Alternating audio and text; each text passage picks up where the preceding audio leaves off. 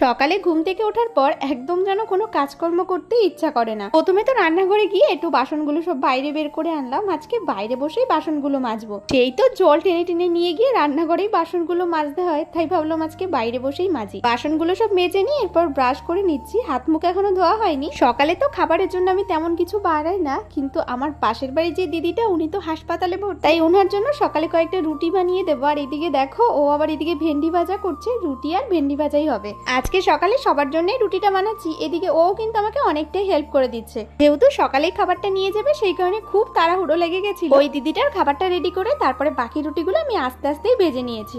আর আজকে যে কি পরিমাণে গরম পড়েছে, রুটি বেলতে বেলতে আমি তো পুরো ঘেমে জল হয়ে গেছি। দেখেছো আমার মুখ চোখের অবস্থা। এরপরে খাবার নিয়ে দেখো আমরা দুজনে বসে পড়লাম। আর সকাল দুপুর খাবারের সময় আমার বরের খাবারের সাথে সব সময় আচারটা থাকবে। আচার খেতে যে কি ভালোবাসে। তবে বেশ কিছুদিন হয়েছে আচারটা রোদে দেওয়া হয়নি, তাই আজকে ভাবছি একটু রোদে দিই। এদিকে সকালে খাবার পর ও আবার দুটো ফল কেটে নিয়েছে। এখানে ছিল আপেল আর নাশপাতি। দুপুরে খাওয়া দাওয়ার পর আজকে না আবার একটু আমড়া মাখা নিয়ে বসেছিলাম। বুনো আমড়াগুলো তো বেশ অনেকগুলো এনেছে, তাই ভাবছি এগুলো আজকে আবার একটু মাখা করি। এই আমড়াগুলো যে কি পরিমাণে টক, বেশ ঝাল ঝাল করেই মাখিয়েছিলাম। খেতে যে কি সাংঘাতিক হয়েছিল, না খেলে বুঝতেই পারবে না।